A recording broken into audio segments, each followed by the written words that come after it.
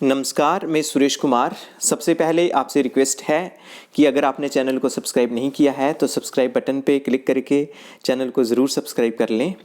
तो आज हम जिस विषय पर चर्चा कर रहे हैं वो है प्रधानमंत्री मातृ वंदना योजना PMMVY 2.0। इसमें जो फॉर्म्स फिलअप करने हैं अब पहले से डिफरेंट हो गया है, पहले से अलग हो गया है। पहले क्या होता था कि एक CDPO वाली ID ही होती थी, तो उसमें जो सुपरवाइज़र्स हैं या कंप्यूटर ऑपरेटर हैं वो उसमें फॉर्म फिलअप करते थे। लेकिन अब जो ऑनलाइन फिलअप होंगे फॉर्म्स वो बेनिफिशरी खुद भी फिलअप कर सकता है, हमारी आंगनवाड़ी वर्कर भी फिलअप कर सकती हैं और सुपरवाइज़र भी फिलअप कर सकते हैं। तो उसी की विषय में आज हम चर्चा करेंगे। आपने क्या करना है कि जब भी फॉर्म फिलअप करना है तो सबसे पहले गूगल पे सर्च करना है PMMVY nic.in। तो जब हम जहाँ पे सर्च करेंगे तो आप देख रहे हैं कि जो एक फ़ोल्डर खुल जाता है। सबसे ऊपर लिखा है PMMVY-cas-nic.in जहाँ पे लिखा है no information is available for this page. इस एक्चुअली जो पहले हम फॉर्म अपलोड करते थे वो इसी पोर्टल पे करते थे, अब इसको क्लोज कर दिया जा चुका है, इसलिए CAS वाले को हमने क्लिक नहीं करना है। उसके बाद अगर हम स्क्रॉल करते हैं फिर आता है ministry of women and child development PMMVY, इसको भी हमने क्लिक नहीं करना है। उसके बाद जब हम नीचे जाते हैं जहां है उमंग UMANG प्रधानमंत्री मातृ वंदना योजना, इसको भी हमने क्लिक नहीं करना है।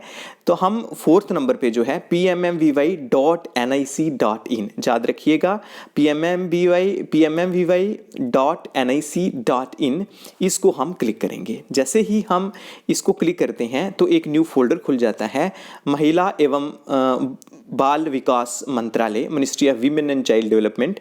असिस्टेंस के लिए फ़ोन नंबर दिया है, इमरजेंसी के लिए दिया है।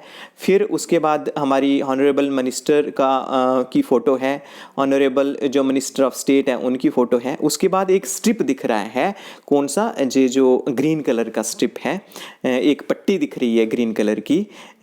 तो इसमें जो 3 लाइन्स हैं वाइट कलर की, सफ़ेद लाइनें हैं 3, इन पे हम क्लिक करेंगे। जैसे ही हम इस पे क्लिक करते हैं तो आ जाता है, सबसे ऊपर लिखा है डॉक्यूमेंट, फिर उसके बाद डैशबोर्ड, फिर MIS रिपोर्ट्स, फिर RTI कॉन्टैक्ट अस लॉगिन। तो आपने क्या करना है, लॉगिन पे क्लिक करना है। जैसे ही आप लॉगिन पे क्लिक करते हैं तो आ जाता है प्रधानमंत्री मातृ वंदना योजना। तो पहले पे है PMMVY और सेकंड है सिटीजन लॉगिन। कहने का मतलब ये है कि इस फॉर्म को ऑफिशियल भी भर सकते हैं, हमारे ICDS के जो फील्ड फंक्शनरीज हैं उसमें आंगनवाड़ी वर्कर्स हैं और सुपरवाइजर्स हैं, और उसके बाद सिटीज़न मतलब जो हमारी जो बेनिफिशरी है, प्रेग्नेंट लेडी हैं, वो खुद भी भर सकती है, उसके हस्बैंड भी भर सकते हैं, उनके फैमिली मेम्बर्स भी भर सकते हैं। तो उस केस में अगर उनने खुद भरना है तो सिटीजन लॉगिन, अगर हमने ऑफिस वालों ने भरना है, ऑफिस इन द सेंस की जो आंगनवाड़ी वर्कर भरेगी या सुपरवाइजर भरेंगे, तो हमने क्या करना है, PMMVY पे क्लिक करना है। जैसे ही हमने क्लिक कर दिया तो ईमेल आ गया। जैसे हम ईमेल पे क्लिक करेंगे तो उसमें ANG आंगन है, उसके बाद आंगनवाड़ी स्टेट कोड है, डिस्ट्रिक्ट का कोड है, सेक्टर कोड है, और प्रोजेक्ट कोड है, सेक्टर कोड है और सेंटर कोड है। ये मिलके आपका पूरा जो है आपका ईमेल ID वगैरह बन जाता है। तो ये जो ईमेल ID है और पासवर्ड है, ये आपके जो कंसर्न CDPOs हैं, आंगनवाड़ी वर्कर्स, उनसे कंसल्ट कर लें या सुपरवाइजर से कंसल्ट कर लें, उनको ये जो ID है वो मिल जाएगी। तो ID जब डालेंगे तो ये कैप्चा डालना है।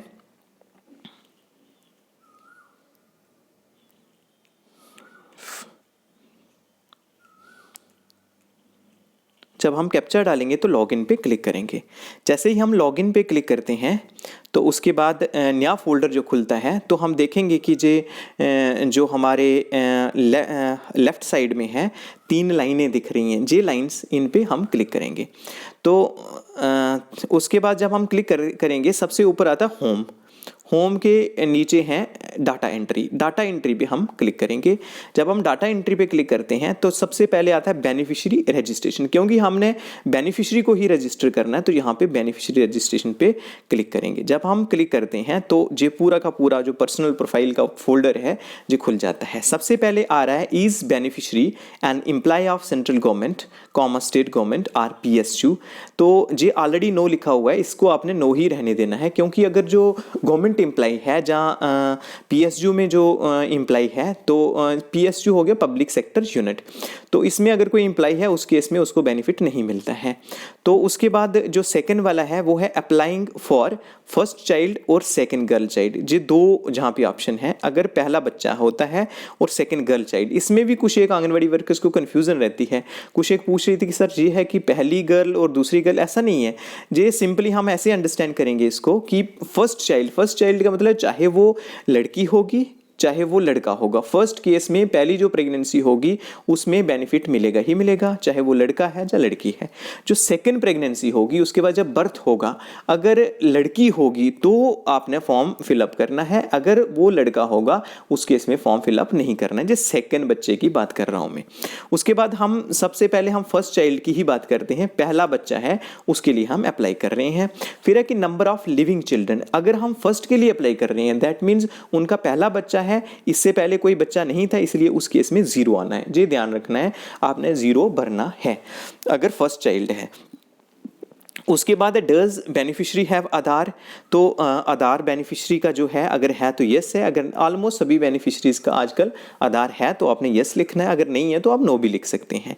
जब और फिर आपने क्या करना है कि उसका आधार से ही नाम देखना है, name as in Aadhaar and name of account holder should be same.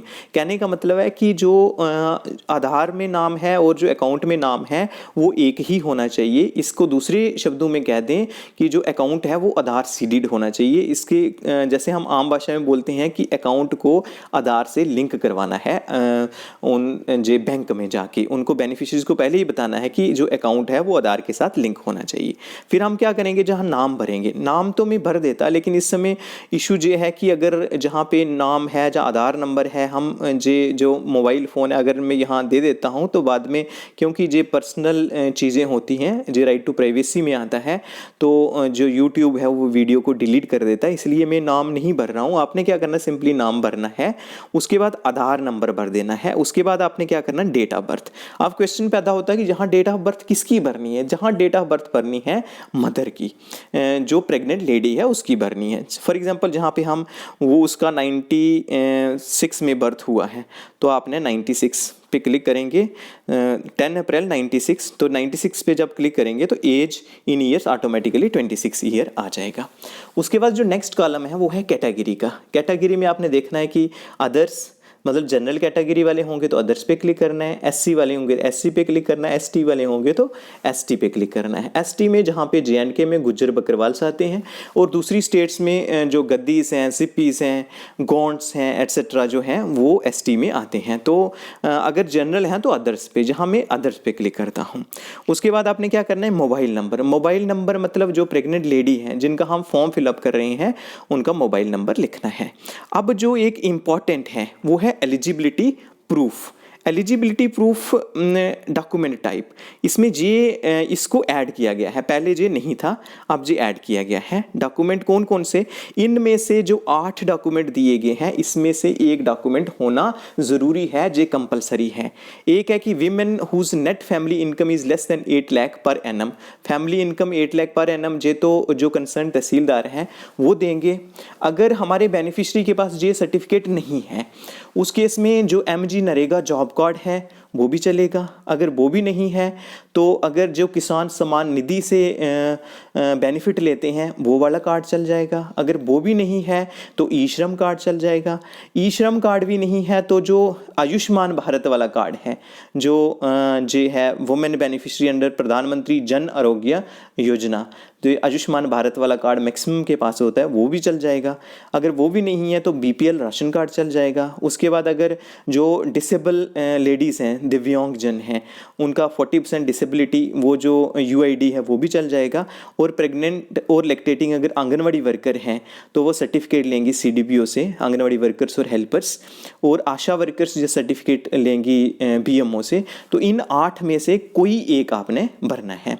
तो हम क्योंकि जहाँ मुझे लगता है कि जो जन आरोग्य वाला है वो सभी के पास है, जहाँ ई श्रम कार्ड आपने ज़रूर लोगों को कहना ज़रूर बनाने चाहिए, इनका बेनिफिट ही होता है। तो जहाँ हम इसको क्लिक क्लिक कर देते हैं जो वुमेन बेनिफिशियरी है अंडर प्रधानमंत्री जन आरोग्य योजना, जो आपका आयुष्मान कार्ड बना है, उसमें आप देखेंगे कि उस कार्ड को जब आप होल्ड करेंगे, उनसे लेंगे कार्ड, तो उसमें एक नंबर लिखा होगा, तो आपने यहाँ पे आइडेंटिटी नंबर लगा देना है। जब आप वो नंबर लगाएंगे उसके बाद अपलोड फाइल मतलब उसका हमने फ़ोटो खींच के वहाँ पे अपलोड करना है। जहाँ हम चूज़ फाइल करेंगे, जब हम चूज़ फाइल करते हैं तो कैप्चर इमेज है, कैमकॉर्डर और रिकॉर्डर और फाइल। जहाँ पे कैप्चर इमेज, अगर आपने ऑलरेडी फ़ोटो खींचा है तो फाइल्स पे जाएंगे, अगर आपने फ़ोटो नहीं खींचा है तो कैप्चर इमेज में जाएंगे सिंपली। तो जहाँ कैमरा खुल जाएगा और आप क्या करेंगे कि जो कैमरा है इसमें आप फ़ोटो खींच लेंगे। जब आप फ़ोटो खींच लेते हैं तो उसके बाद आपने क्या करना है जी, जो अपलोड हो जाएगा। उसके बाद इम्पॉर्टेंट डेट्स हैं जो कि ज़रूरी हैं। आपने क्या करना है कि जो MCP कार्ड है वो लेना है, जो बेनिफिशियरी हैं, जो प्रेग्नेंट लेडी हैं। सबसे पहले आपने क्या कि MCP कार्ड में जो ID है वो आपने जहाँ पे लिखनी है फर्स्ट नंबर पे। फिर उसके बाद MCP कार्ड रजिस्ट्रेशन, कब ये रजिस्ट्रेशन हुआ है जी आपने डेट लिखनी है। फॉर एग्जांपल हम लिख दे सकते हैं कि MCP कार्ड में रजिस्ट्रेशन हुआ दिसंबर 2022 में, या नवंबर 2022 में, 9 नवंबर 2022 में रजिस्ट्रेशन हुआ। फिर आपने LMP लिखना है। LMP नेचुरली अगर 9 नवंबर को रजिस्ट्रेशन हुआ है तो अक्टूबर में ही LMP होगा, या सितंबर में होगा, तो हम सपोज करते हैं 1 अक्टूबर 2022 जो है LMP है। आपने एक्चुअल LMP डेट लिखनी है। उसके बाद आपने देखना है कि एक एंटीनेटल चेकअप होता है कि जो प्रेग्नेंट लेडी ने डॉक्टर को कब चेक कराया है। जे फर्स्ट ट्राइमेस्टर में भी चेक कराना है और सेकंड ट्राइमेस्टर में ही भी चेक कराना है। सेकंड ट्राइमेस्टर होते हैं जो दूसरे वाले 3 महीने होते हैं, जैसे पहले 3 महीने फर्स्ट ट्राइमेस्टर, चौथा, पाँचवा और 6वां महीना जो प्रेगनेंसी का है, गर्भावस्था का है, वो सेकंड ट्राइमेस्टर है।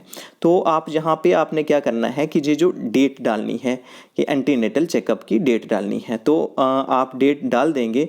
जैसे यहाँ पे आप डेट डालेंगे, जैसे आप फेब की डेट डाल रहे हैं तो आप क्या करेंगे कि जैसे 15 फेब है तो आपने ये डेट डाल देनी है। उसके बाद है has the child been born. अगर आप बच्चे के बर्थ के पहले जे फॉर्म फिलअप कर रहे हैं उस केस में आपने जे नो में ऑलरेडी टिक है।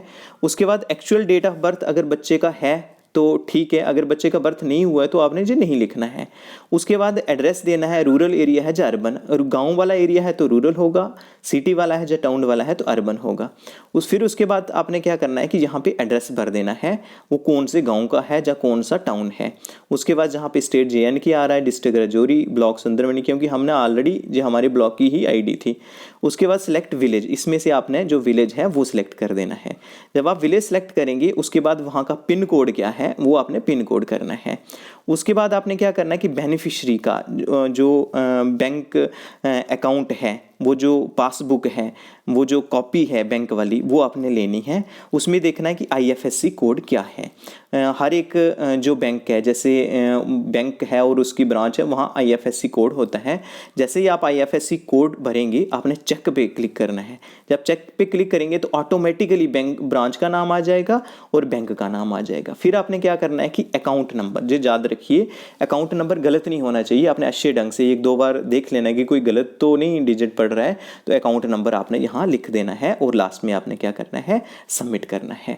तो फर्स्ट इशू के केस में आपको पता है पहले 3 इंस्टॉलमेंट में पैसा आता था, लेकिन अभी जो पैसा है वो 2 इंस्टॉलमेंट में आएगा।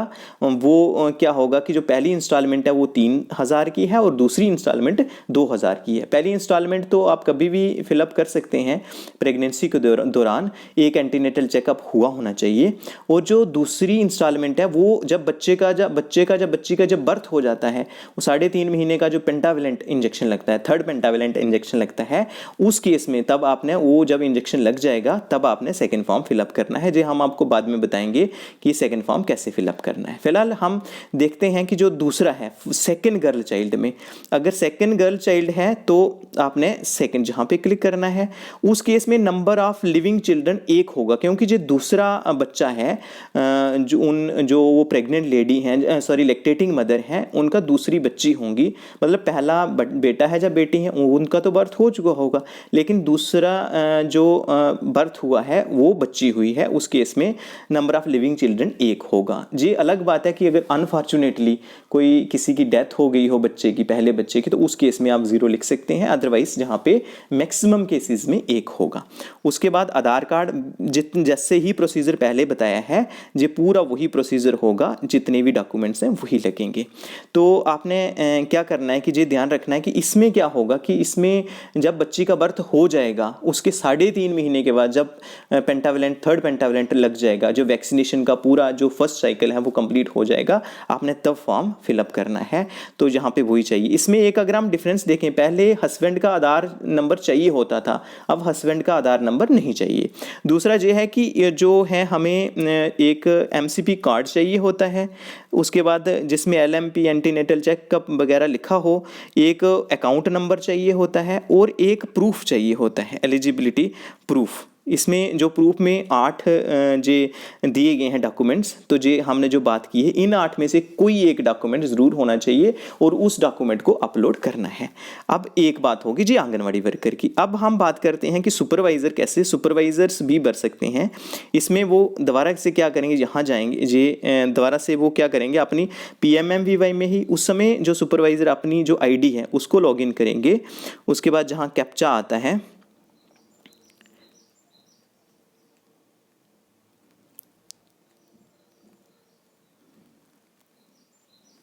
और फिर हम लॉगिन करेंगे। जब लॉगिन करते हैं, जी कैप्चा गलत आ रहा है,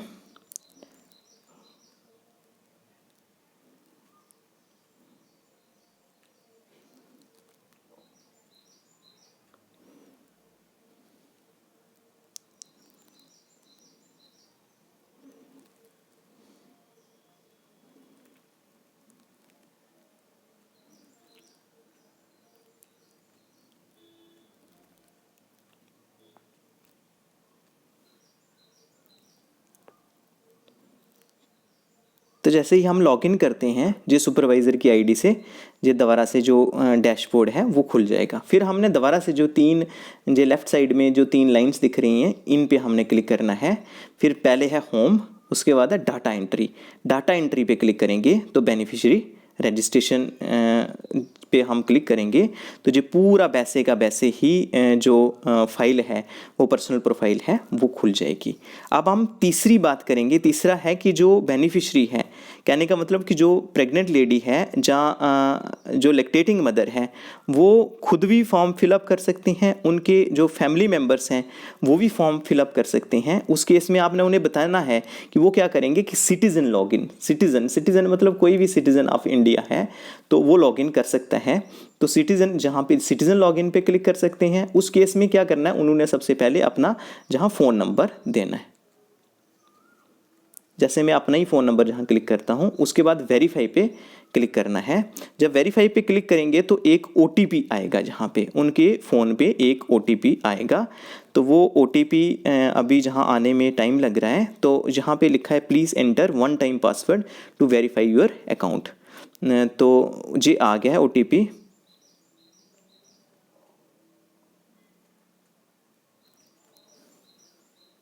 जब हम OTP डालेंगे तो दोबारा से कैप्चा वगैरह डालना है।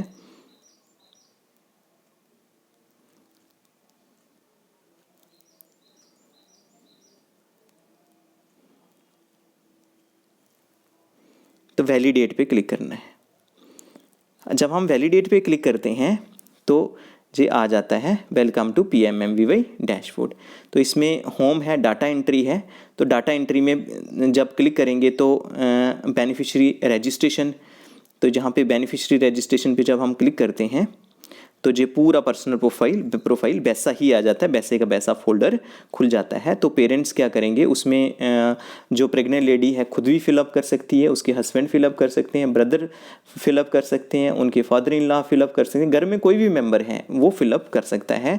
तो जहाँ पे एलिजिबिलिटी प्रूफ वैसे ही चाहिए, तो जहाँ पे सिंपली है कि जब हमने अपने डिपार्टमेंट का लॉगिन किया था तो उसमें स्टेट ऑटोमेटिकली आ गई थी, तो जहाँ उन्होंने खुद लिखना है कौन सी स्टेट है, उसके बाद सेलेक्ट डिस्ट्रिक्ट, ब्लॉक को सिलेक्ट करना, विलेज को और पिन कोड सेलेक्ट करना है और ये चेक करेंगे। ये 3 मेथड से हम जो फॉर्म्स हैं उनको अपलोड कर सकते हैं। जब वो फॉर्म अपलोड होंगे उसके बाद जो सुपरवाइज़र हैं वो उसको एक एक्सेप्ट करेंगे, उसके बाद जो CDPO है, जो सैंक्शन ऑफिसर है, वो सैंक्शन कर देंगे। उस पर जब क्लिक करेंगे, वेरीफाई कर देंगे, तो उनके अकाउंट में जो बेनिफिशरी है उसी के अकाउंट में जो है वो पैसा आ जाएगा। एक बात ध्यान रखिएगा, अब जो हमें चाहिए, एक डॉक्यूमेंट चाहिए, अपना आधार नंबर चाहिए, अगर आधार नंबर नहीं हो तब भी चलेगा, एक अकाउंट नंबर, और वो अकाउंट नंबर बेनिफिशरी का चाहिए और अकाउंट आधार के साथ लिंक होना चाहिए। इट मीन्स आधार नंबर चाहिए ही, क्योंकि अकाउंट को आधार के साथ लिंक करना है। एक आधार नंबर, दूसरा अकाउंट नंबर, और एक है जो प्रूफ है, जो अपना डॉक्यूमेंट टाइप है, जो एलिजिबिलिटी प्रूफ है कि आप उनमें से 8 डॉक्यूमेंट्स में पहले ही हमने बात की है, जो यहाँ 8 डॉक्यूमेंट है उसमें ई श्रम कार्ड है, जहाँ आयुष्मान भारत का कार्ड है, जहाँ अपना आपका BPL राशन कार्ड है, वो भी चल सकता है। जो 8 में हमने पहले ही डिस्कस किए, इनमें से एक ज़रूर होना चाहिए और उसका फ़ोटो अपलोड करना है। उसके बाद आपको क्या है कि जो MCP कार्ड है वो ज़रूरी है, उसमें LMP वगैरह सब कुछ होता है। तो ये चीज़ें रिक्वायर्ड, इन चीज़ों की रिक्वायरमेंट होती है। तो आई होप कि आपको समझ आ गया होगा। अगर समझ कोई प्रॉब्लम होती है तो आप मैसेज करके मुझे बता सकते हैं। तो आपसे रिक्वेस्ट है कि इसको मैक्सिमम शेयर कीजिए, मैक्सिमम आंगनवाड़ी वर्कर्स में, मैक्सिमम लोगों में, ताकि वो खुद इस फॉर्म को फिलअप कर सकें और मैक्सिमम जो सरकार है, भारत सरकार जो बेनिफिट दे रही है, उनका बेनिफिट ले सकें। तो आज के लिए इतना ही था। धन्यवाद।